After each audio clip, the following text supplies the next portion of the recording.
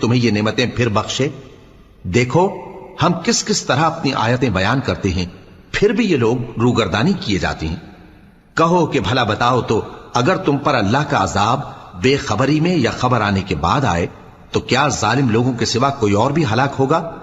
और हम जो पैगंबरों को भेजते रहे हैं तो खुशखबरी सुनाने और डराने को, फिर जो शख्स ईमान लाए और नेकुकार हो जाए तो ऐसे लोगों को न कुछ खौफ होगा और न वो गमगीन होंगे।